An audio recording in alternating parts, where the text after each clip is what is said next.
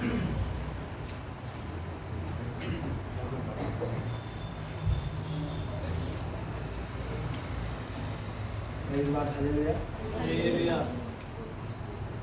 Lord. మొట్టమొదటిసారి ఇలా ప్రసంగాలు చెప్పడానికి వచ్చినప్పుడు అందరూ ఒక పదం ఆడతారు. ఎవరికైనా వచ్చే మొత్తం బాగా పదం ఏంటంటే యోగిని కాదు, ఏ యోగ్యత లేదు, ఏ అర్హత లేదని చెప్పేసి చాలా మంది ఆడుతూ ఉంటారు. నిజంగా దేవుడి చేత దర్శించబడినోడు ఖచ్చితంగా ఆ పదాన్ని, ఆ స్పర్శని తప్పకుండా వాడతాను. ఒక చిన్న స్టోరీ చెప్పేసి ఇందులోకి వెళ్తాను, ఉపయోగం లేదు కానీ దేవుడికి కృతజ్ఞతాస్తుతులు చెల్లించడానికి. నేను ఒక రక్షణ పొందబోయే ఒక సంవత్సరానికి ముందు, నేను 20లో దేవుడు నాకు రక్షణ ఇచ్చాడు. 2019లో ఒకరోజు నేను మా అమ్మగారి దగ్గరికి వెళ్ళాను. నేను కూర్చొని మాట్లాడుకుంటా ఉంటే ఒక కంటెంట్ని బేస్ చేసుకొని నేను అన్నాను, అమ్మ ఊళ్ళో ఉన్న కుర్రోళ్ళందరికంటే నేను చాలా మంచిగా ఉన్నావా, నీకేం తెలుసు అని ఒక కంటెంట్ని బేస్ చేసుకుని మా అమ్మతో చెప్పాను. నేను చాలా అంటే చాలా మంచివాడిని, కాకపోతే ఆ పాపం నేను ట్రై చేస్తే నాకు సెట్ కాదు. మా అమ్మతో అంటా ఉన్నా. అప్పుడు మా అమ్మ అంటా ఉంది, ఇండైరెక్ట్ మా అమ్మకి అర్థమయ్యి, అట్లా అనకూడదయ్యా, ఎందుకు అట్లా అంతా పక్కన చూసి అనకూడదంటే, నిజమే నీకు చాలా మంచివాడు, నీకు తెలియట్లేదు, ఊళ్ళో జనం అంతా అట్టబడితే అట్టున్నారు, నేనే మంచివాడిని అని చెప్పేసి అన్నాను.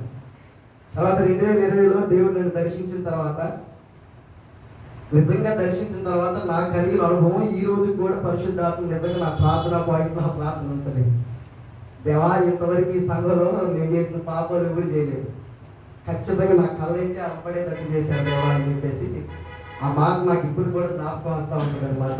నేను అట్లే ప్రార్థన చేసుకుంటా ఉంటుంటే నాకు జ్ఞాపకం వచ్చింది, ఎక్కడ ఉండాల్సిన వాళ్ళు దేవుడు ఇటువంటి కృపనిచ్చి ఈరోజు నాకు ఇంత భాగ్యాన్ని ఇచ్చాడు. ఇక్కడ నిలబడటానికి ఏ యోగ్యత నిజంగా లేదు, అది చెప్పటానికి వాస్తవం.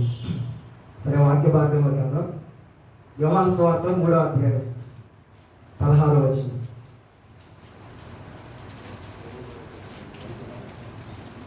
దేవుడు లోకమును ఎంతో ప్రేమించెను కాగా ఆయన తన అద్వితీయ కుమారునిగా పుట్టిన వానియందు విశ్వాసముంచు ప్రతివాడును నశింపక నిత్య జీవం పొందినట్లు ఆయన అనుగ్రహించును. చాలా చిన్న ప్రార్థన చేసుకున్నాం.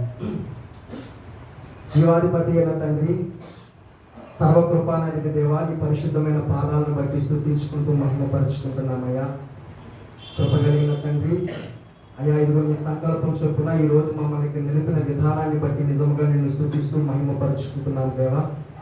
అయ్యా, ఈ రీతిగా నీ పరిశుద్ధ సన్నిధిలో కూడుకొని ప్రభా, నీ మాటలు వినుటకు, నిన్ను ఆరాధించుటకు, నిన్ను కనపరచుటకు నువ్వు ఇచ్చిన ఈ గొప్ప ధన్యతను బట్టి ప్రభా నిజంగా స్తుతిస్తూ మహిమపరుచుకుంటున్నాం ప్రభా.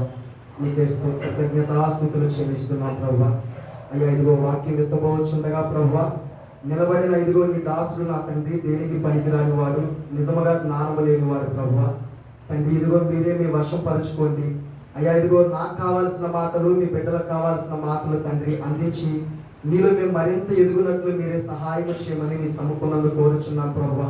పరిశుద్ధాత్ముడా, ఇదిగో మీరే మమ్మల్ని వశంలోకి తీసుకోండి అయ్యా. అయ్యా మాకు ఏ మాటలు అవసరమై ఉన్నాయో నా తండ్రి మీరు ఆ మాటలు అనుగ్రహించమని కోరుతూ ప్రభువా, ఇదిగో అడ్డుగా ఉన్న నా సమస్త పాపాలని పరిశుద్ధ రక్తంతో కడిగి పవిత్రపరచమని కోరుతూ యేసు నామములోనే ప్రార్థించి వేడుకున్నాను పరమ తండ్రి. చదువుకున్న వాక్య భాగ్యాన్ని చూస్తే, దేవుడు లోకముని ఎంతో ప్రేమించెను కాగా ఆయన తన అతిథి కుమారునిగా పుట్టిన వాని యందు విశ్వాసముంచు ప్రతి వాడును నశింపక నిత్య జీవం పొందినట్లు ఆయన అనుగ్రహించెను. ఇది అందరికీ తెలిసిందే, చిన్నప్పటి నుంచి మనకి సండే స్కూల్లో చెప్పే వాక్యం బాగా. ఈ మాటే మనకి చూసుకుంటే మొత్తానికి బేస్ అయి ఉంటుంది, బైబిల్ మొత్తానికి. ఎవడు యేసుక్రీస్తే దేవుడు, మనుషుల కొరకు ప్రాణం పెట్టినవాడు ఆయనే, పాప విమోచనకి పరిశుద్ధ రక్తం కార్చినవాడు ఆయనే అని తన హృదయం మంది విశ్వసించి ఎవడైతే ఒప్పుకొని రక్షణ పొందుతాడో వారికి ఏం కలిగింది? నిత్య జీవం. అంటే రక్షణ, నిత్య జీవం కలిగింది. సరే, ఇప్పుడు మన ప్రశ్న ఏంటంటే, ఇక విశ్వసించాం, దేవుడిని అయితే నమ్మాను, పరిశుద్ధాత్ముడి ద్వారా ఆ స్పర్శను పొందాను, నిజమైన దేవుడు యేసు ప్రభువే, ఎక్కడ ఎక్కినా లేడు, మనుషుల కొరకు ప్రాణం పెట్టిన దేవుడు ఒకరు లేడు అని హృదయమును మనం విశ్వసించాము, దేవుడిని నమ్మాము, రక్షణ పొందుకున్నాము. ఇంతటితో సరిపోద్దా? ఇక అంతేనా? ఇక రక్షణ పొందాను, అయిపోయింది, ఇక నిత్య జీవంలో నేను వారసుని.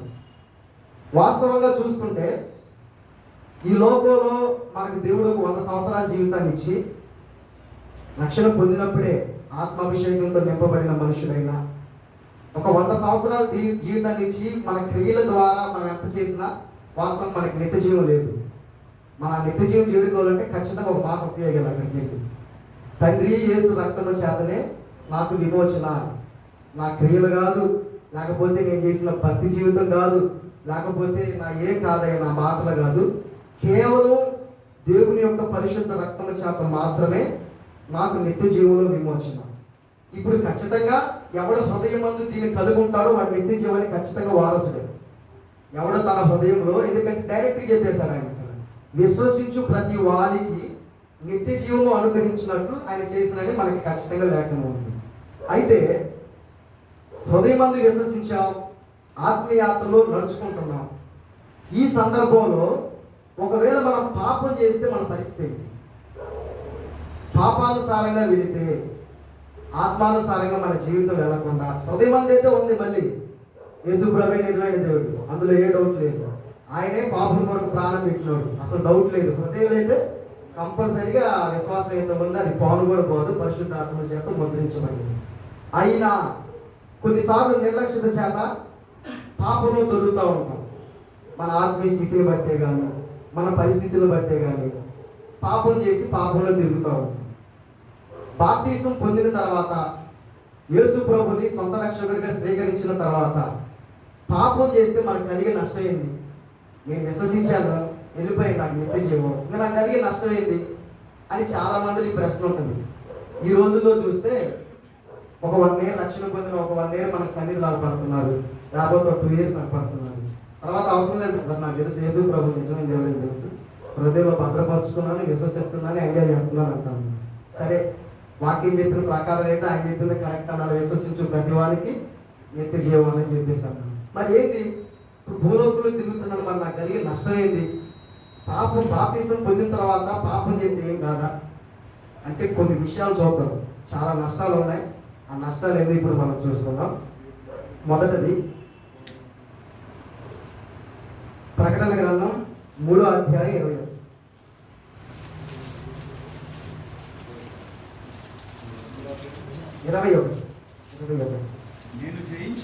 నేను జయించి నా తండ్రితో కూడా ఆయన సింహాసనమందు కూర్చుని ఉన్న ప్రకారము జయించు వానిని నాతో కూడా నా సింహాసనమునందు కూర్చుండనిచ్చాను. ఎవరికి సింహాసనం? జయించిన వారికి. ఏం జయించిన వారికి? లోకాన్ని జయించిన వారికి, పాపాన్ని జయించిన వారికి. హృదయం మంది విశ్వసించాను, యేసు ప్రభువు నా దేవుడు అని నమ్మాను, ఇక చాలురావు బాబు అనుకుంటే కాదంట, పేరంట. అక్కడ దీంతో అటాచ్ చేయలేదు. ఎవడు హృదయం మందు విశ్వసిస్తాడో వాడికి నా తల్లితో పాటు సింహాసనం అన్నాడా? జయించిన వాడికి. ఏం జయించిన వాడికి? బాప్తిసాన్ని పొంది దేవుడితో సంబంధాన్ని ఏర్పరచుకొని ఎవడైతే పాపాన్ని జయిస్తాడో, తనకు అంటకుండా పరిశుద్ధాత్మ సహాయంతో జాగ్రత్త పడతాడో వాడికి ఏంటంట? సింహాసనం. ఇప్పుడు మీకు నిజంగా తెలుసా? దీన్ని బట్టి మనం అర్థం చేసుకోవచ్చు. ఇప్పుడు మనకి లోకంలో కొన్ని పొజిషన్స్ ఉన్నాయి. ప్రధానమంత్రి, వైస్ ప్రెసిడెంట్, తర్వాత ముఖ్యమంత్రి, ఎమ్మెల్యేలు, వీళ్ళందరూ ఎవరు మన మీద ఉన్న అధికారులు. పరలోకంలో కూడా అధికారాలు ఉన్నాయి. నిజంగా అందరికీ సింహాసనాలు లేవు. అందరికీ లేకపోతే జేబు పరలోకంలో ఉంటాయి కదా, అవి అందరికీ లేవు, కొందరికే ఉన్నాయి. ఆ కొందరు ఏదో ఇక్కడ చెప్తున్నాడు ఆయన, జయించిన వానికి. బాప్టిజం తీసుకున్న తర్వాత దేవుడు నా కొరకు ప్రాణం పెట్టాడు, నాకు ఊరక రాలేదు, ఈ జీవితం నలిగిపోతే వచ్చిందని ఎవడు పరిశుద్ధాత్మ సహాయముతో ఇక లోకంతో నేను పోకూడదు, నాకు ఇచ్చిన ఈ జీవితం తండ్రి ఇచ్చాడని తాను అంటుకట్టుకుని జీవిస్తాడో వాడికి సింహాసనం. సింపుల్గా మనం జారిపోతూ ఉంటాం పక్కన ఉన్న స్నేహితులను బట్టి, చిన్న వాటికి ఏం దీన్నే ఉంది, పెద్ద ఇబ్బంది ఏం లేదు అని అనుకుంటా ఉంటాం. ఒక్కొక్కడు ఏం చేస్తాడంటే పాపం బాప్టిజం అనే దగ్గర నుండి బాగా వాడు దర్శించబడిన అయితే వాటిని కదిపించి సమయం దొరికినప్పుడల్లా దేవుడితో గడపాలి, దేవుడి పాదాలు పుట్టుకోవాలి, ఆయన వాక్యాలు వినాలి, ఆయన ప్రేమను పొందాలని ఒకడుంటే ఒకడేమో అంతా భక్తి అవసరం లేదు కదా. ఉదయం లేసి ఒక 5 నిమిషాలు ప్రార్థన, ఒక అరగంట, ఇంతకంటే ఇంకేం కావాలి మనకు చెప్పు. అంతకు మించి మనకు పెద్ద అవసరమే లేదనుకుంటాను. కానీ ఎవడు దేవుని కోసం తపన పడతా ఉంటాడో, దేవుని కోసం నేను గడపాలి, ఆయనతో ఉండాలి, నాకున్న ఈ జీవితం, నాకున్న ఈ సమయం నేను ప్రభు కోసం బ్రతకాలనే తపన హృదయంతో పడతా ఉంటాడో వాడికి సింహాసనం ఇస్తాడు. అంతే కదా, యేసు ప్రభు దగ్గరికి వెళ్ళాను, ఇద్దరు వచ్చి నిలబడ్డాడు, ఇద్దరు తీసుకుంటాడండి చెప్పండి. వాడేమో కావాల్సిన ఆనందంతో తిరిగాడు, ఇవ్వాల్సిన ఒక 5 నిమిషాలుగా లేచి ఈ రోజు కాపాడావు ప్రభు, నీకు స్తోత్రం, మరి మంచిగానే కాపాడు అని చెప్పేసి వెళ్ళిపోయాడు. వీడేమో కూర్చొని అయ్యా కృపనిచ్చావు స్తుతించుకుంటూ, నాకు శక్తి నేను కాదు ఒక గంట నడబడి కూర్చుంటూ నాతో మాట్లాడాయా అనే వాక్యాన్ని ధ్యానించుకుంటూ ఎలా నడవాలి నేర్పియాలి నీకు వస్తే ఆసక్తితో గడుపుతా ఉన్నాడు. మరి ఎవరికి ఇస్తాడు? ఆసక్తి కలిగిన వాడికి, మరి ముఖ్యంగా దేవునితో గడిపి పాపాన్ని జయించినది, పాపాన్ని టేక్ ఇట్ ఈజీగా తీసుకున్నాడు కాదు. చాలా మంది ఆత్మీయులు ఈరోజు ఏమవుతుంది తెలుసా, అంటే నేను మాట్లాడకూడదు కానీ మాట్లాడవచ్చున్నాను, తప్పైతే క్షమించిన కాక, బాగా బ్యూటీ పార్లర్ అంటే ఆత్మీయులు కూడా సహజమే, దాని తప్పేం లేదు కదా, లోకంలో అందంగా కనపడాలి, దాంట్లో పెద్ద మ్యాటర్ ఆఫ్ ఇష్యూ లేదని టేక్ ఇట్ ఈజీగా తీసుకునే వాళ్ళు చాలా మంది ఉన్నారు. అది ఫస్ట్ టేక్ ఇట్ ఈజీగా తీసుకొని చాలా వరకు వెళ్ళే ఎంతో మందిని చదువుతున్నాం మనం. ఫస్ట్ ఏం చేస్తుందంటే, నేను సహజంగా చదువుతున్నా, ఎవరు పాయింట్ అయితే చెప్పట్లేదు, విన్నాను. ఒక పల్లెటూరులో ఉన్న ఆత్మీయురాలు లేకపోతే ఆత్మీయుడు ఎలా ఉంటారంటే, ఆ వాతావరణాన్ని బట్టి మంచిగా వాక్యాన్ని పట్టుకొని తీసుకొని వస్తూ ఉంటారు. ఈ పల్లెటూరు వాతావరణం రాగానే ఇందులో ఆత్మీయుడు వస్తాడు, కొంచెం వాళ్ళు టైట్ జీన్స్లే కానీ లేకపోతే లిప్స్టిక్ వేసి మేకలు వేస్తే ఓహో తప్పు కాదనమాట. ఎవడు చేసిండు? లోకంలో ఉన్నాడు చేసిన, చర్చిలో ఉన్నాడు చేసిండు, చర్చిలో ఉన్నాడుగా, దాంట్లో పెద్ద మ్యాటర్ ఆఫ్ విషయం ఉంది అని టేక్ ఇట్ ఈజీగా తీసుకుని జారిపోయే వాళ్ళు ఉన్నారు.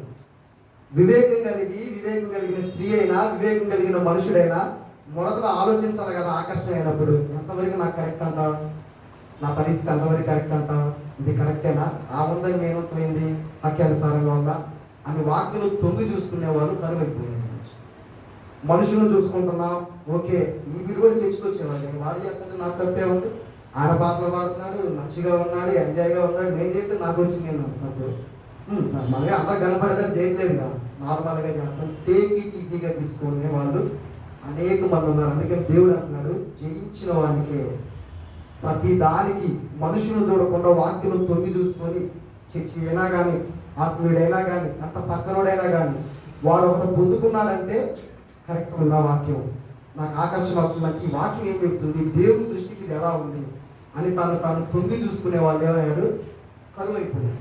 ఇప్పుడు దాని ద్వారా దేవుడు ఏమంటాడు, పరలోకంలో చక్కగా ఒకటి ఇస్తాడు, వాచ్మెన్కి ఇచ్చేది, గేట్ దగ్గరికి వెళ్ళమ్మా, లోకం మొత్తం ఎంజాయ్ చేస్తావు, ప్రశాంతంగా తిరిగా ఒక్కడ పడి హృదయంలో దాచుకున్నావు, ఏం దాచుకున్నావు, నేనే రక్షణ దాచుకున్నావు, ఇదిగో నీకు నాకు ఉంది కానీ గేటు దగ్గరికి వెళ్ళమ్మా అంటాడు. ఆ పరిస్థితిలో నిజంగా మనం ఉండకుండా నవ్వుతూ చెప్తున్నది కానీ బాధాకరమైన విషయమే. దేవుడు మనకి ఇచ్చిన ఎంత గొప్ప కృపించాడు తెలుసా, పుట్టింపబడక మునిపే ఆయన పక్కన కూర్చునే అవకాశం ఇచ్చాడు. ఇలా మనం పాడుకున్న ఏం పాట, కేరాబులు సేరాబులు నిత్యము స్తుతించుచున్నవి. ఆ పరిశుద్ధుడితో అంట కూర్చునేది ఎవరికి ఆ భాగ్యం ఇచ్చాడు? జయించిన వారికి, మనుషుడికి, మట్టి పురికి. దేవుడి ప్రేమ చూడండి. ఈ లోకంలో నా శక్తిని పొందుకొని జీవిస్తే నీకు ఇచ్చే స్థానం ఏంటో తెలుసా, సాక్షాత్తు మహామహిమ పొందుతున్న నా పక్కన కూర్చునే అవకాశం, నాతో సింహాసనాన్ని కూర్చునే అవకాశం ఇచ్చానని దేవుడు చెప్తున్నాడు. కాబట్టి బాప్టిజం పొందిన తర్వాత పాపం టేక్ ఇట్ ఈజీగా తీసుకుంటే కుదరదు. జయించిన వానికే సింహాసనం. ఎన్ని సమకూర్చుకున్నావు, పెద్దల పాటలు పాడుకొని పైకి వెళ్ళిపోయారు. జయించిన వారితో కలసి నీ సింహాసనం చేరగా, జయించిన వారితో కలసి నీ సింహాసనం చేరగా, ఎవరికి తెలియని ఓ కొత్త పేరుతో నిత్య మహిమలో నన్ను పిలిచే ఆ శుభవేళ,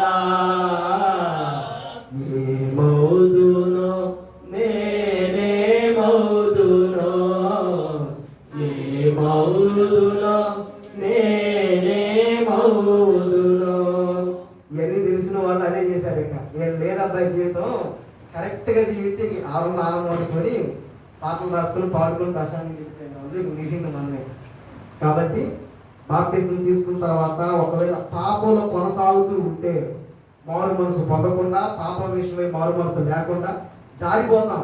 పరిశుద్ధుడు ఎవడు లేడు, జారిపోతాం. ఒక్కోసారి మన ప్రవర్తన జారిపోతుంది. కానీ సరి చేసుకొని మారు మనసు పొంది దేవుడి శక్తిని పొందుకొని ముందుకు వెళ్ళినోడికి జయించినోడికి సింహాసనం. టేక్ ఇట్ ఈజీ, ఏదంత పెద్ద విషయమే కాదనుకున్నవాడికి గేట్ దగ్గర. కాబట్టి రెండో పాయింట్ చూసుకుందాం. కీర్తన గ్రంథం 51:11.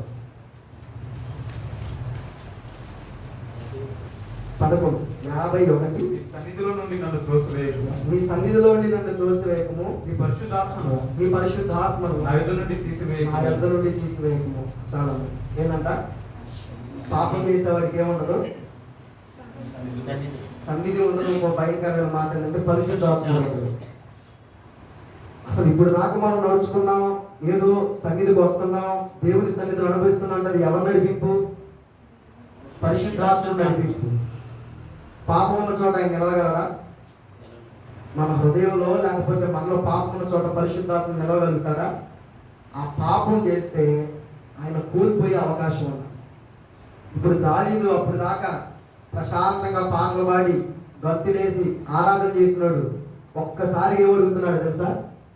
దేవా, నీ సన్నిధి నుండి పోయాను, నీ ఆత్మ నా నుండి దూరం అయిపోయింది. నాకు తెలిసి ఒక ఆత్మీయుడికి నీచమైన స్థితి ఏదైనా ఉందంటే మన ఆత్మ ప్రభావాన్ని కోల్పోతుంది. అది నీచమైన స్థితి. దావీదు ఆ రీతిగా అక్కడ అనుభవించి చెప్తున్నాడు అనమాట.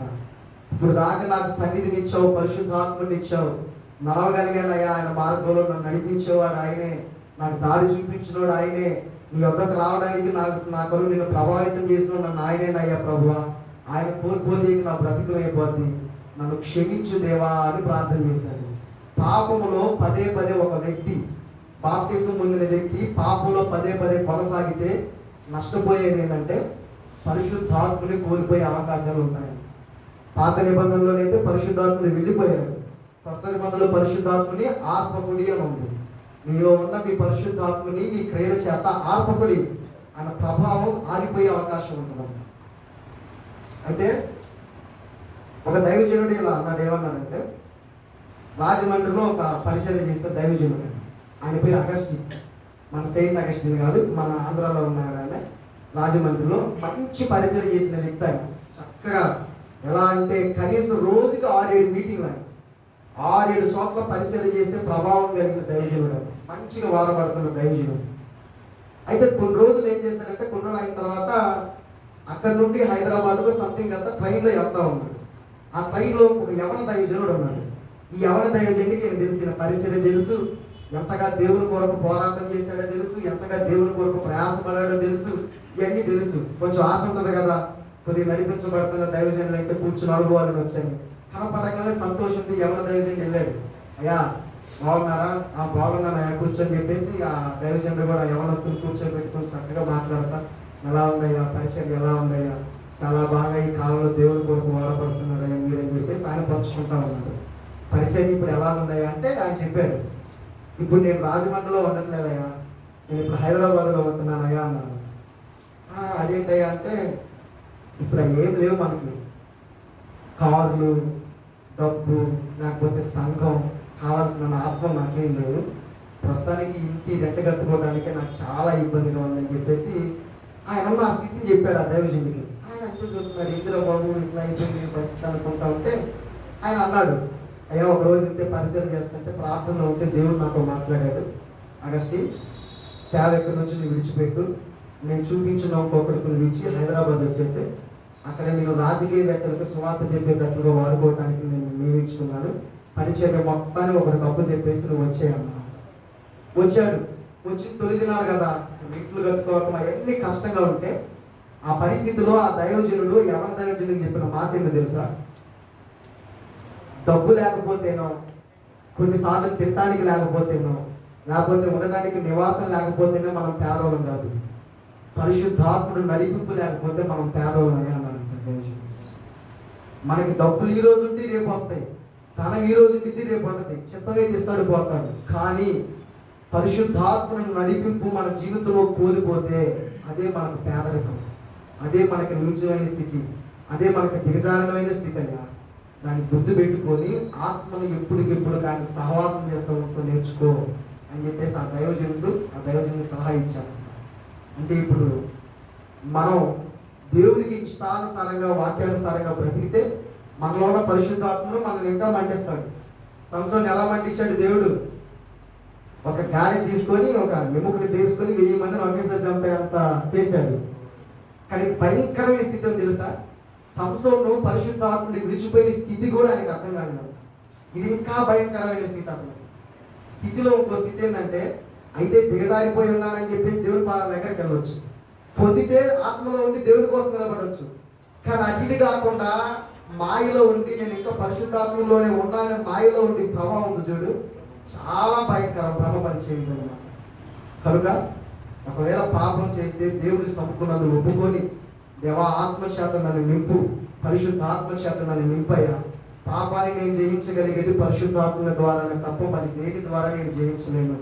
నేను పాపాన్ని జయించగలిగితే అది నా శక్తి ద్వారా, నా బలం ద్వారా కాదు, పరిశుద్ధాత్మ ద్వారానే ప్రభు అని ఒకవేళ మన జీవితంలో పాపములు చేస్తుంటే మారు మనసు పొంది దేవుని సన్నిధిని ఒప్పుకొని పరిశుద్ధాత్మల చేత మనం నింపబడటం ఎంతైనా మనకు అవసరం ఉంది.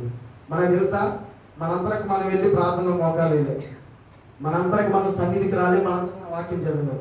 ఎప్పటికప్పుడు లోపల ఆయన సమయం దొరికినప్పుడు పో కాసేపు ప్రార్థించి, పో కాసేపు వాక్యం చదువు, పో కాసేపు ఆరాధించని ఆయన మనం నడిపిస్తేనే, మనం ఏదైనా ప్రేరేపిస్తేనే మనం ఏదైనా చేయగలుగుతాం, లేకపోతే మన వల్ల కాదు.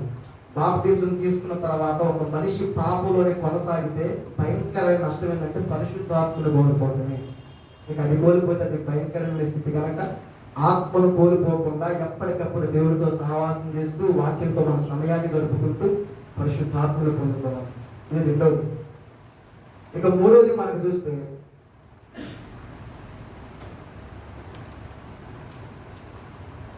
కీర్తన గ్రంథం, అది 51 దేవా నా యందు శుద్ధ హృదయము కలుగు చేయము, నా యందు శుద్ధ హృదయము కలుగు చేయము, నా అంతరంగములో స్థిరమైన మనసును నూతనముగా పుట్టించును. ఏమన్నాడు? నూతనముగా పుట్టించును.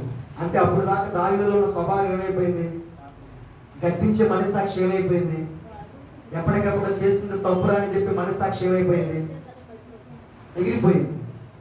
ఏమైందంటే బాప్టిజం తీసుకున్న ఒక మనిషి పాపంలో కొనసాగితే మనస్సాక్షి చెడిపోయే అవకాశం ఉంది.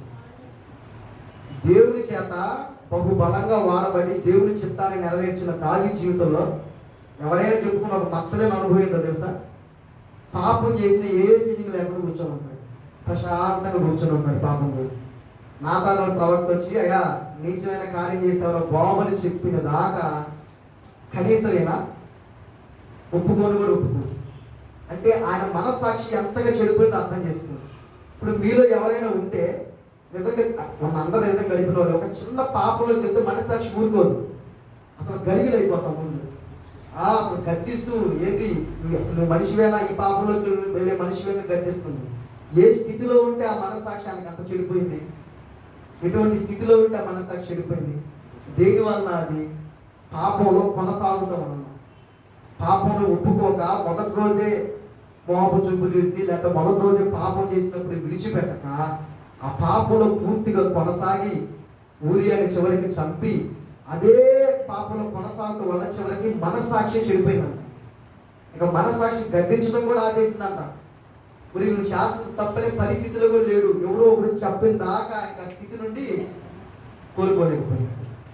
నిజంగా ఒక కీర్తనలో అది నేను చూడలేదు, కానీ ఈయన ఒక మాట అంటాడు దావీదు.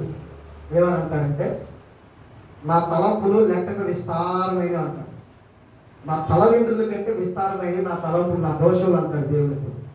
ఇంకో కీర్తన నాకు వరుసకు దేవుడు ఏమంటాడు, దావీదు ఒక బెత్షెబా తప్ప ఎక్కడ నా పాపం తెలియదు అంటాడు. నేనేమో నేను చేసిన దోషాలు తనకు మించి నేను బాబు అంటాడు, దేవుడేమో దావీదుకు బెత్షెబానే ఎక్కడా నాకు మచ్చబడ అవ్వట్లేదు అంటాడు. ఇదేంటిరా అంటే దావీదు ఇంతకుముందు చేసిన ప్రతి పాపం ఒప్పుకున్నాడు. ఒకసారి కాలు జారింది అనుకో, అయ్యా బుద్ధి పని చేశాను అని ఒకసారి ఒప్పుకోను. లేకపోతే నోరు జారినా, లేకపోతే ఒక పరిస్థితిలోకి వెళ్ళినా, ప్రభా ఇదిగో పరిస్థితి చేజారిపోయి నేను ఇట్లా పాపంలో పడ్డాను, నన్ను క్షమించి ఒప్పుకున్న వలన దేవుడు ఏం పట్టించుకోడు.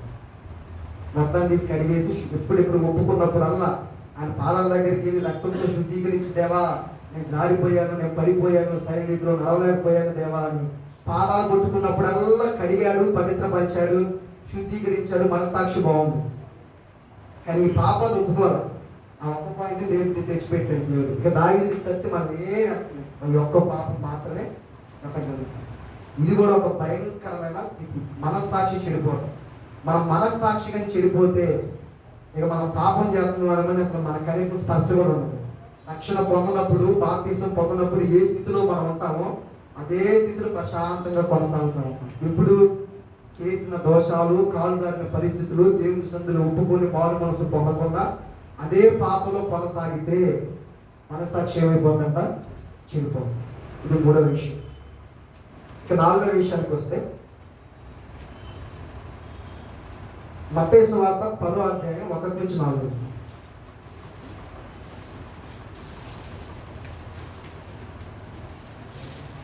ఆయన తన 12 మంది శిష్యులను పిలిచి అపవిత్రాత్మలను వెలగొట్టుటకును ప్రతి విధమైన రోగమును ప్రతి విధమైన వ్యాధిని స్వస్థపరచుటకును వారికి అధికారం ఇచ్చారు. ఆ 12 మంది అపోస్తలుల పేర్లు ఏమనగా, ఆ 12 మంది అపోస్తలుల పేర్లు అనగా, మొదటగా పేతురునబడిన సీమోను, అతని సహోదరుడుగా అంద్రెయ, జెబెదయి కుమారుడు యాకోబు, అతని సహోదరుడు యోహాను, ఫిలిప్పు, బర్తొలొమై, తోమా, సుంకరియైన మత్తయి, అల్ఫాయి కుమారుడు యాకోబు, తద్దయి మారు పేరు గల లెబ్బాయి, కనానీయుడైన సీమోను, ఆయన అప్పగించిన ఇస్కరియోతు యూదా. లాస్ట్లో ఎవరున్నారు? ఇస్కరియోతు యూదా. ఇప్పుడు ఈ సందర్భం ఏంది? దేవుడు శిష్యుని పిలిచి అధికారం ఇచ్చాడు. అంటే శక్తి కూడా, పరిశుద్ధాత్మ శక్తి కూడా, అధికారాన్ని ఇచ్చి పోయి చెప్పండి నా మార్గం దెయ్యాలు వదలగొట్టండి అని చెప్పేసి అన్నాడు. అంటే యోధా అప్పుడు ఏ స్థితిలో ఉన్నాడు? దేవుని బలమును, దేవుని శక్తిని, దేవుని అభిషేకాన్ని పొందిన స్థితిలో ఉన్నాడు యోధా ఆ టైంలో. అంటే మంచి ఆత్మీయ స్థితిలో ఉన్నట్టే ఆ లెక్కలో.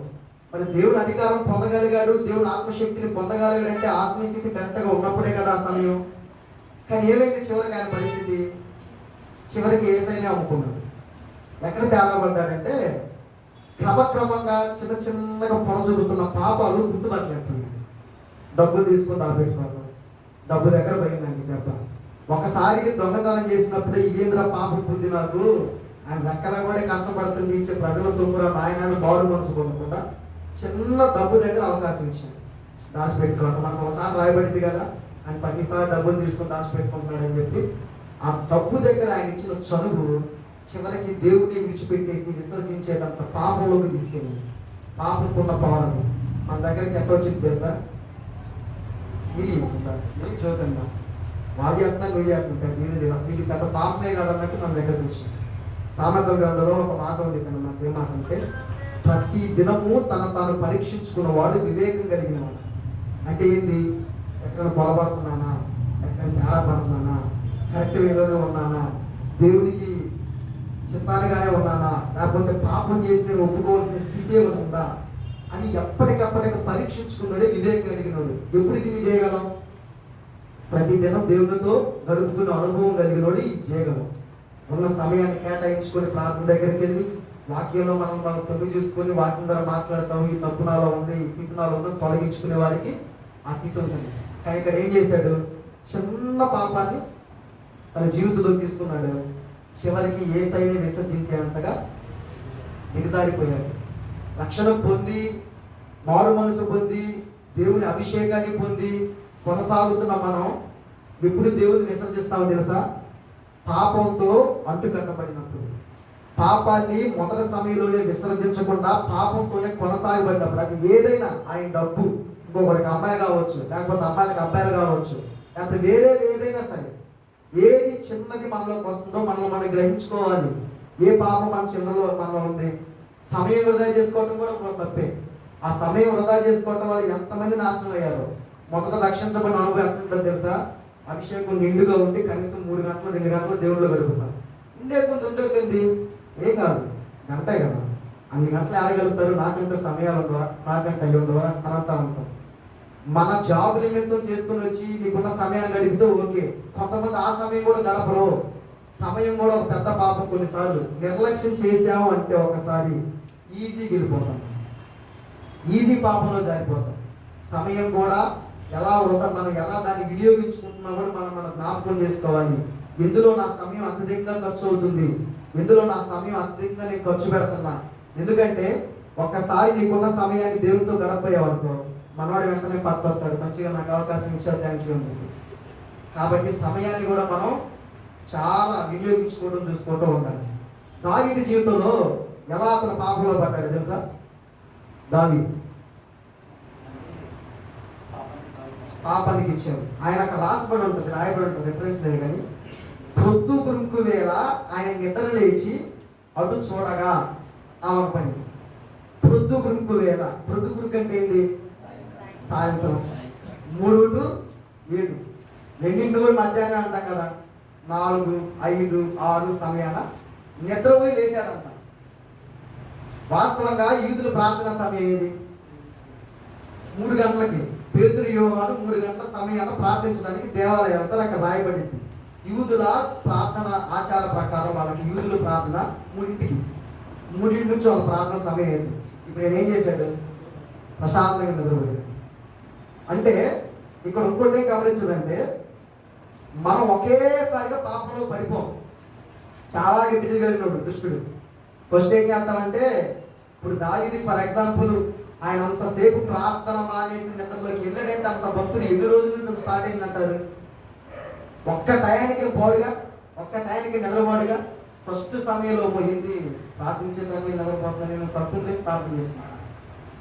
ఫస్ట్ టైంలో ఉండగా ఏం కాదు, నాదే ఉంది ఒక నిమిషాలు ప్రార్థన, అలసిపోయాను, బాడీ అలసిపోయాను, పోకుండా అని చెప్పేసి ఎన్ని రోజుల నుంచి అవకాశం ఇస్తే అంత నిద్రపోతాడు ఆయన.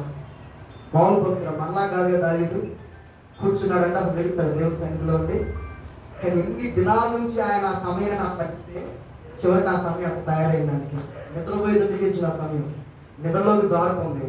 ప్రార్థన తగ్గిపోయింది. ప్రార్థన తగ్గిపోవడం వల్ల లోపలికి ఏం ప్రవేశించింది? పాపం. పాపం అంటే కేవలం మనం ఇక డబ్బు ఆశపడటమో ధనాపేక్ష కలగటమో కాదు. సమయాన్ని ఎలా వృధా చేసుకోవడం, మనం ఎలా వినియోగించుకోవడం మనం పరీక్షించుకోవాలి. కాబట్టి చాలా ముఖ్యమైనది. ఏ పాపం మనలోకి వస్తుందో ఒకసారి మనం పరీక్షించుకుందాం. చిన్నదిగా ఏ పాపం మనలోకి చొరబడిందో మనమే పరీక్షించుకుందాం. ఒకసారి జ్ఞాపకం చేసుకుందాం. ఇది 4వ మాట. తర్వాత యాకోబు రాసిన పత్రిక 5వ అధ్యాయం 17, 16. ఎలియా మనవంటి స్వభావం గల మనుషుడే. మీ పాపములను ఒకరితోనొకడు ఒప్పుకొనుడి. ఓకే, నా పైన చదవన్నా. విశ్వాస సహితమైన ప్రార్థన రోగిని స్వస్థపరచును, ప్రభువు అతని లేపును. అతడు పాపములు చేసిన వాడైతే పాప క్షమాపణ నొందును. మీ పాపములను ఒకరినొకడు ఒప్పుకొనుడి. మీరు స్వస్థత నొందినట్లు ఒకరి కొరకు ఒకడు ప్రార్థన చేయుడి. నీతిమంతుని విజ్ఞాపన మనఃపూర్వకమైనదై బహుబలము గలదై ఉండును. ఏలియా నీతిమంతుడు ఎవరు? ఏ ఒక్కడు లేడు. మరి ఇక్కడ నీతిమంతుడు ప్రార్థన చేస్తే బహు మనఃపూర్వకంగా పోతుంది. ఎట్లా మరి? ఏలియా మన వంటి స్వభావం కలిగిన వాడు. అంటే ఎట్లాంటి మనిషి? పాపమే. దాని కింద ఏముంది? నీతిమంతుని విజ్ఞాపన బహు మనఃపూర్వకంగా దేవుడి సన్నిధి చేరుతుందంట. అంటే నీతిమంతుడు ఎవరు లేడు. మనం ఎవరి ద్వారా నీతిమంతులుగా తీర్చబడ్డాం? యేసు పరిశుద్ధ రక్తం ద్వారా. ప్రార్థనలోకి మనం వెళ్ళి, దేవా ఇప్పటి వరకు నేను చేసిన నా దోషాలు క్షమించు, దయచేసి ఇదిగో నీ రక్తం నేను ఆశ్రయిస్తున్నాను అంటే ఈ ప్రార్థన నీతిమంతుని ప్రార్థన. ఎందుకంటే నీతిమంతుని మన క్రియల ద్వారా కాదు కదా.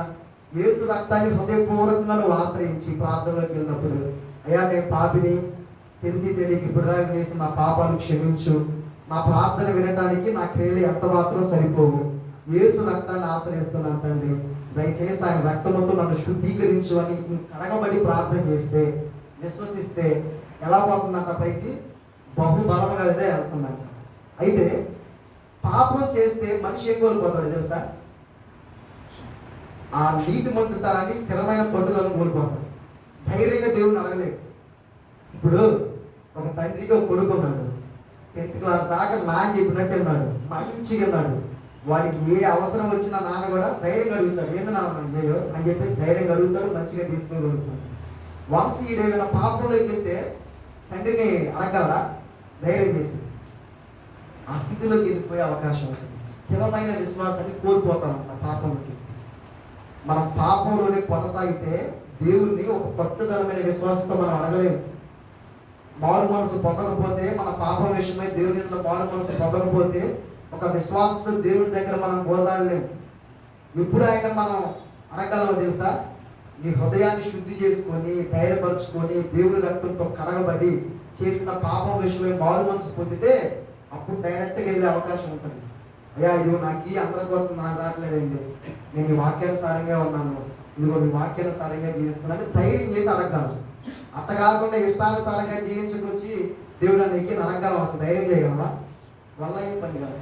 పాపం చేసుకుంటూ పోతే మనకుండే గంటిదే విశ్వాసాన్ని కోల్పోయే అవకాశం, స్థిరమైన పట్టుదలను కోల్పోయే అవకాశం మనకు ఉంటుంది.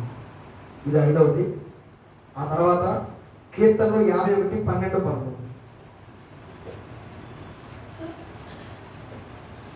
ఈ రక్షణానందం నాకు మరలా పుట్టించుము, మీ రక్షణానందం నాకు మరలా పుట్టించుము, సమ్మతి గల మనసు కలగజేసి సమ్మతి గల మనసు కలుగజేసి నన్ను దృఢపరచుము. అప్పుడు అప్పుడు అతిక్రమము చేయువారికి అతిక్రమములు చేయువారికి నీ త్రోవలను నీ బోధించేది. త్రోవలను బోధించిన రాత్రి ఏమన్నాడు? అప్పుడు అతిక్రమము చేయువారికి నీ త్రోవలను బోధించడం. ఎప్పుడు?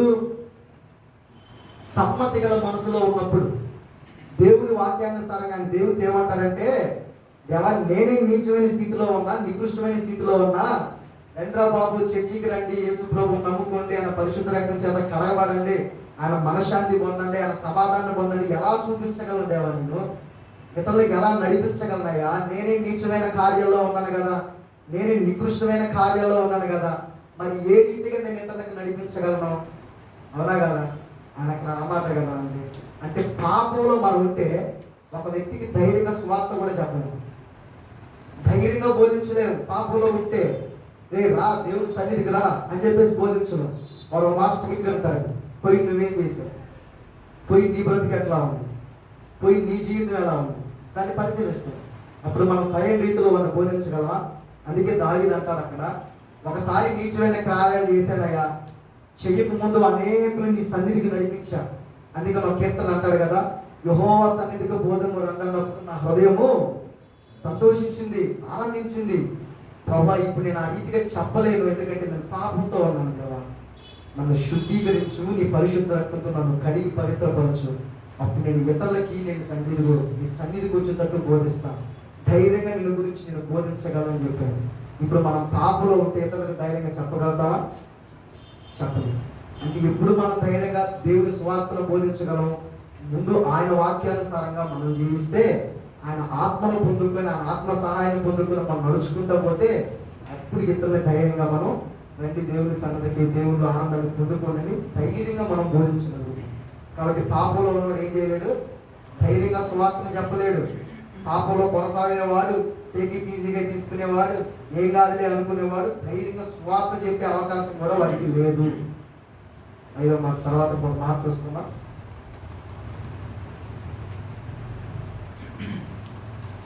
తర్వాత దీనికి నేను రిఫరెన్స్ అనేది జస్ట్ ఆ వ్యక్తి గురించి చెప్తున్నాను. పాపంలోకి వెళితే రక్షణ ఆనందం కూడా పోతున్నాను. ఇక్కడే ఉంటుంది 51వ కీర్తనలో 11. నీ సన్నిధిలో నుండి నన్ను త్రోసివేయకము, నీ పరిశుద్ధాత్మను నా యొద్ద నుండి తీసివేయకము. కింద నీ రక్షణానందము నాకు మరలా పుట్టించుము. దావీదు పాపం చేసి ఏం కోల్పోయాడు? రక్షణానందం, వెలకట్టలేని ఆనందాన్ని కోల్పోయే అవకాశం ఉంటుంది. ఒకసారి చాలా మందికి అనుభవం ఉంది, పాపపు జీవితం నుండి విడిపించబడిన తర్వాత దేవుని పరిశుద్ధ రక్తంతో కడగబడిన ఒక నూతన జీవితంలో మనం పొందిన ఆనందం ఎలాంటిది? ఇక ఏదైనా సినిమా రాన్నా రాం, క్రికెట్ ఆడదామన్నా రాం, కొన్ని నాటక చూద్దామన్నా చూడం. ఏది నాటక చూసేది? ఎంత సన్నిధి ఉందో ఆయన సన్నిధిలో పోయి ఆయన పాదాల దగ్గరకు వచ్చి చదవడం బాగుంది. ఇప్పుడు రక్షణ ఆనందం మనలో కలిగినప్పుడు కదా, ఆ ఆనందాన్ని బట్టే కదా వచ్చేది. ఎందుకురా నువ్వు పద్దాక దేవుని దగ్గర పోతావు, లేకపోతే ప్రార్థన అంటావు అంటే అక్కడ దొరికిన ఆనందం నాకు ఇంకెక్కడా దొరకట్లా, అక్కడ దొరికిన సంతోషం నాకు మరెక్కడా దొరకట్లా అన్నాడు. సెయింట్ అగస్టిన్ అని ఒక దైవజనుడు ఏమన్నాడంటే, ఒకరోజు నడుచుకుంటా పోతా ఉన్నాడు. ఆయన వ్యభిచార కోపంలో ఉండి పట్టబడ్డాడు ఆ దైవజనుడు. ఆయన ప్రేసి ఆ పక్కనే ఇక్కడ పోతా ఉన్నాడు. అగస్టిన్ అగస్టిన్ ఓ అగస్టిన్ అగస్టిన్ పిలుస్తా ఉన్నాడు. నేను పడుచుకోకుండా పోతా ఉన్నాడు. అగస్టిన్ అగస్టిన్ నేను నీ ప్రేయస్ని అంటే, నువ్వు ఆ ప్రేయస్వే కానీ నేను అగస్టిన్ కాదన్నా. నువ్వు మారలేదు, నువ్వు అదే ప్రేయస్ అదే రూపులో ఉన్నావు, కానీ నేను అగస్టిన్ కాదు. ఈ పాపం నుండి విడుదల పొంది ఈ శాపం నుండి పడుతుంది మహా ఆనందంతో నేను ఉన్నాను, రక్షణ ఆనందంతో దేవుని నేను ఉన్నాను. నేను వాడిని కాదమ్మా, నేను మారు మనసు పొందాను. నీకు సాధ్యమైతే నువ్వు కూడా పొంది ఆనందం, రక్షణ ఆనందం. దేవుని సన్నిధికి వచ్చి పాపము జోలికి పోకుండా నిరంతరం ప్రార్థనలో గడిపి దేవునితో గడిపే ఆనందం మామూలుగా ఉండదు. ఒక్కోసారి అది కోల్పోయినా కానీ తట్టుకోలేము. అది అనుభవించినోడైతే కరెక్ట్గా చెప్పగలను. ముఖ్య కారణం కూడా ఇదే అంటాను, దేవుని సన్నిధిని నువ్వు పోలా అన్నబోదు. ఇక ఈ సన్నిధిని అనిపించిన తర్వాత ఇక ఎక్కడ ఆనందం అంటే, మీరు ఎవరైనా సినిమా పోమంటే పోతారా? ఒక్కరు కూడా పోరు. అక్కడ దొరికే ఆనందం నాకు ఇక్కడ ఉన్నారా నాయన 1000 రెట్లు.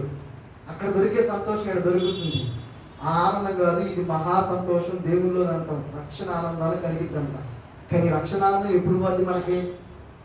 పాపంలో కొనసాగిస్తే, పాపములు చిన్న చిన్నగా తాగించి దానికి అవకాశం ఇస్తే, మారు మనసు పొందకుండా దాని విషయమై ఆసక్తిగా చూడకుండా ఉంటే ఆ రక్షణ ఆనందం మనం కోల్పోయే అవకాశం మనకి ఉంటుంది.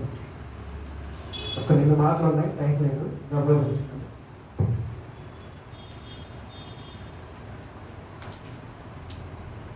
ఆ తర్వాత రఫ్గా చెప్పేస్తాను. బాగా సాక్ష్యం చెడిపో పాపం. క్రైస్తవునికి గుండెకాయలు అనేది సాక్ష్యం. ఒక అన్యజనుడు సన్నిధికి నడిపించబడాలంటే ఏం కనపడుతుంది తెలుసా? సాక్ష్యం. దీనికి ఒక సందర్భం ఏంటంటే, అంటే ఎంత ప్రాముఖ్యంగా మన దేవుని సన్నిధిలో మన సాక్ష్యాన్ని కాపాడుకోవాలి. ఒక ఊళ్ళో ఒకరోజు అప్పట్లో చాలా 90s ఆ టైంలో ఒక ఆయన బస్సులో వెళ్తా ఉన్నాడు. పెట్టుకొని అప్పుడు ఇయర్ ఫోన్స్ బ్లూటూత్ లేవుగా, ఆ కెసెడా ఫోను కార్బన్ ఫోన్ ఉంటుంది, పెట్టుకొని పాటలు వింటా ఉంటాడు. అయితే ఈయన ఆ సామాన్యమైన వ్యక్తి ఆ సీట్లో కూర్చున్నాడు. దైవజనుడు వచ్చాడు, దైవజనుడు వచ్చి ఆ పక్కన కూర్చున్నాడు. ఈయనేమో దేవుడి పాటలు వింటా ఉన్నాడు, అదే పెట్టుకొని చెవి దగ్గర పెట్టుకొని వింటా ఉన్నాడు అనమాట. ఈయనకి ఆశ్చర్యం వేసింది. నాయన ఏందిరా బస్సులో పోయితే టైం వేస్ట్ చేసుకోకుండా ఎంత చక్కగా దేవుడి పాటలు నేను ఆనందిస్తుండో, అసలు నేను రక్షణ అనుభవం ఏంటో మనం తెలుసుకోవాలి, మంచి ఆత్మీయుడు ఏమంటున్నాడని చెప్పేసి అనుకొని ఆ దైవజనుడు మాట్లాడతా, అయ్యా నేను పలానా దైవజనుని వందనాలు అని చెప్పేసి చెప్పాను. ఎలా దేవుని నమ్ముకున్నా, ఎలా దేవుని విన్నావు, సువార్త ఎక్కడ విన్నావు అన్నాడు అంటాను. దానికి ఆయన ఏమన్నాడంటే, నేను సువార్త వినలేదు చూశాను అన్నాను. సువార్త వినలేదు, సువార్త చూశాను. ఇదేంటి నేను ఫస్ట్ టైం వింటున్నాను, కొత్త మాట అన్నాడు ఆ దైవజనుడు. అలా నోటి నేను చెప్తే ఏంటంటే సువార్త వినలేదు చూసే, నేను నాకేం అర్థం కాలేదు, ఎట్లా నేనయ్యా అన్నాడు. అయ్యా మాది పలానా ఊరు, నేను పచ్చి విగ్రహారాధికుని. మా ఇల్లు ఉండేది. దరిద్రం కొద్ది మా ఇంటి ఎదురు ఒక తాగుబోతుడు ఉండేవాడు. పిల్లలను పట్టించుకోడు, ఎదుగొచ్చిన ఆడబిడ్డలను పట్టించుకోడు, వాడికి సర్వం త్రాగుడే, ఇక వేరేదేమీ లేదయ్యా. ఆ భార్య ఏమో అక్కడ పోయి ఎక్కడ పోయి తెచ్చి డబ్బులు ఆనగ గొడవపెట్టుకుని తాగుతూ ఉంటాడు. వాళ్ళ గొడవలతో మా ఇల్లు చిన్నెక్కిపోయేది, వాళ్ళ ఇంట్లో గొడవలు. మాకు రోజు మనశ్శాంతి ఉండేది కాదు. ఇక ఆ కుటుంబం ఎలా ఉండేదో మనకు తెలియదయ్యా.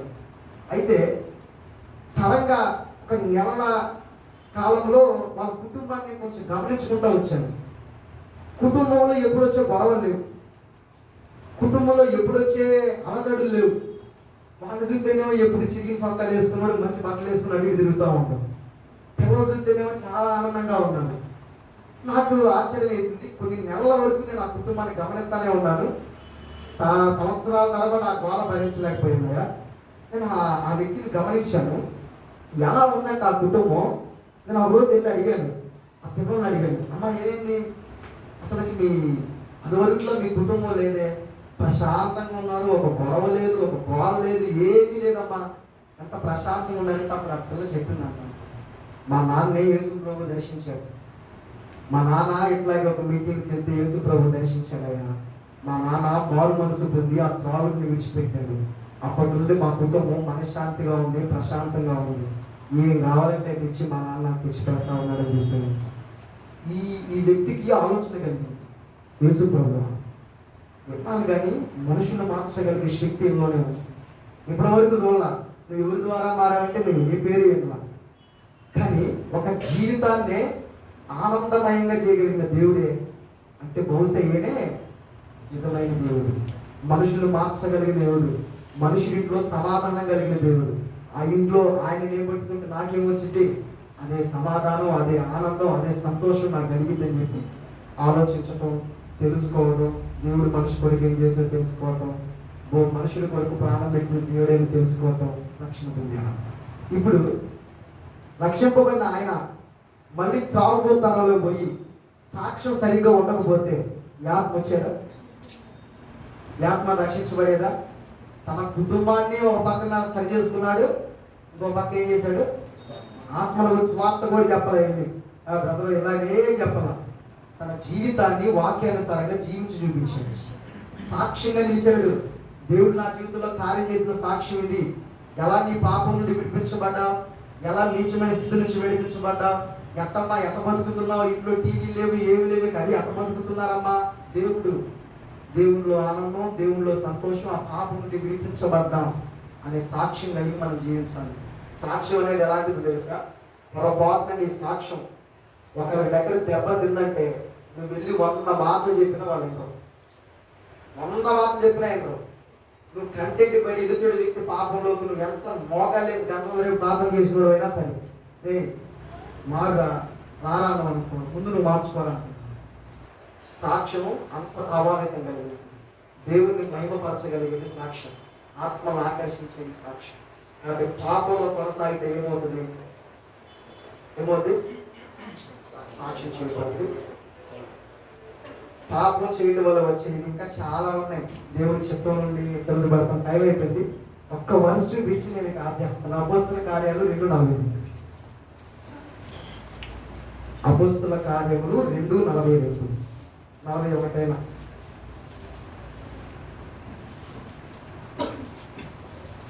కాబట్టి అతని వాక్యం అంగీకరించిన వారు బాప్తిస్మము పొందిరి.